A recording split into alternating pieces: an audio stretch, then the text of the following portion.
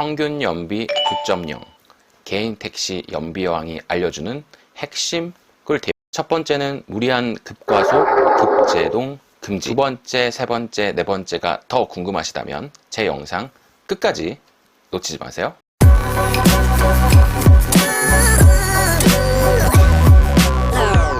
여러분 안녕하세요. 개인 택시 유튜브 채널 운영자 이영민입니다. 오늘로 채널 개설한 지 딱 일주일이 되었고, 제가 생각했던 것보다 많은 분들이 찾아주셔서 놀랍고 또 감사드립니다. 아직 시작 단계라 많이 부족하지만 좀 더 멋진 영상으로 보답드리겠습니다. 감사합니다. 오늘은 평균 연비 9.0 개인 택시 연비여왕이 알려주는 핵심 꿀팁을 제가 오늘 대방출해 드리겠습니다. 저는 이렇게 매일매일 몇 킬로를 탔고 몇 리터를 넣는지를 개인 택시 시작하고 나서 꾸준히 기록하고 있는데요. 제 기록에 근거해서 봤더니 2021년 1월식 17만 5천 킬로 주행한 제 LF 소나타 총 평균 연비가 9.0을 기록했더라고요. 매일 평균 연비가 9.0 정도 되면 영업용 개인 택시로서는 거의 최고의 연비왕에 근접했다고 자부합니다.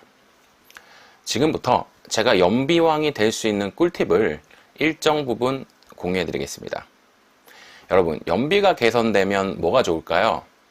참고로 현재 서울 시내 가스값이 약 1,100원인데요. 만약 평균 연비가 2.0 정도 개선이 된다면 하루 40리터를 넣었을 때 같은 리터를 넣고 80km나 더 운행을 하실 수가 있습니다. 따지자면 서울에서 동탄이나 인천, 송도 정도의 거리를 갔다 왔다 할 수 있는 만큼의 연비가 개선이 되는 거죠. 그러니까 매일매일 운행을 해야 하는 개인 택시는 연비가 올라갈수록 그만큼 유리합니다. 자, 그럼 바로 본론으로 들어갑니다. 내 차 연비가 좋아지는 9가지 꿀팁. 첫 번째, 무리한 급출발, 급제동 안 됩니다. 이 부분이 가장 중요해요. 그래서 1번입니다. 언덕, 급경사를 우리가 올라갈 때 수동 기어 있죠? 이거를 꼭 넣어줘서 엔진이랑 미션에 무리가 없게, 그러니까 RPM이 덜 올라가게 만들어주는 거예요. 보통 RPM은 분당 회전수를 얘기하는데요. RPM이 높아진다는 건 그만큼 연료 분사가 많아진다고 볼 수 있습니다. 따라서 무리한 급과속과 급출발, 급제동 등은 연비를 떨어뜨리는 지름길이 되죠. 두 번째, 야간 위주의 운행과 장거리 운행이 주간 위주의 운행과 단거리 위주의 운행보다는 연비에 훨씬 더 유리합니다. 아시겠지만 서울 시내 주간 운행만을 해서는 연비가 절대 9.0을 유지할 수는 없어요. 차가 막히는 구간에서 가다 서다를 반복하게 되면 역시나 연비는 떨어질 수밖에 없는 거죠. 자, 세 번째, 고속 주행 시 엑셀을 부드럽게 밟아줍니다. 이때 퓨얼 컷 상태를 유지할 수가 있거든요. 퓨얼 컷이란 무엇이냐? 관성 주행을 통한 운전 방법입니다. 자, 여러분, 자동차가 일정 RPM인 1000 이상으로 주행하고 있을 때 연료가 전혀 소비되지 않는 유일한 순간이 있어요. 바로 가속 페달에서 발을 떼고 관성적으로 달릴 때인데, 이렇게 관성으로 달리면서 연료를 사용하지 않는 방법을 퓨얼 컷이라고 해요.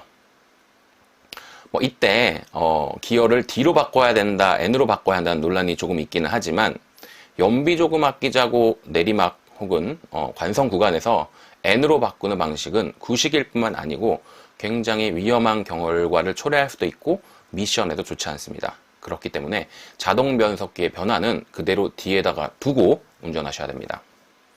네 번째, 시내 주행 시에도 무리한 급정거, 끼어들기는 하지 않습니다. 우리 개인 택시는 무사고, 즉 사고 안 내는 것이 가장 중요하다고 볼 수 있는데요. 정차 후 출발이 급출발이 아닌 스무스하게 엑셀을 밟아서 속도를 올려주는 스킬이 정말 중요합니다. 다섯 번째, 에코 버튼과 크루즈 기능의 적절한 사용. 여러분, 에코 버튼에 대해서는 조금 답답하다라는 의견이 있어요. 이것이 왜냐하면 차가 이렇게 엑셀을 밟는 만큼 팍팍 나가지가 않거든요. 하지만 이거에 계속 쓰고 적응이 되다 보면 연비가 1.0 이상 개선되는 효과가 나타납니다.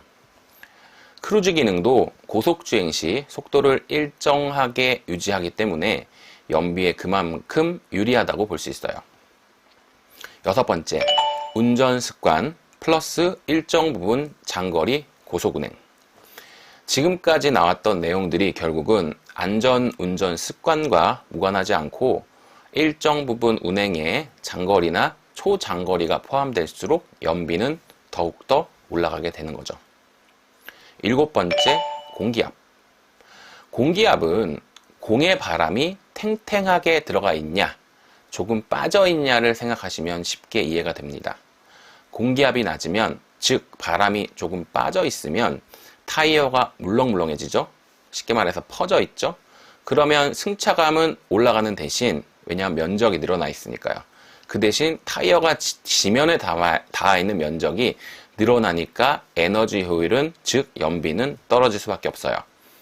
반면 공기압이 높으면, 즉 바람이 많이 들어가 있으면 타이어가 노면에 접촉된 부분이 줄어들겠죠. 우리 까치발 생각하시면 돼요. 걸을 때 까치발. 지면이 줄어들었죠.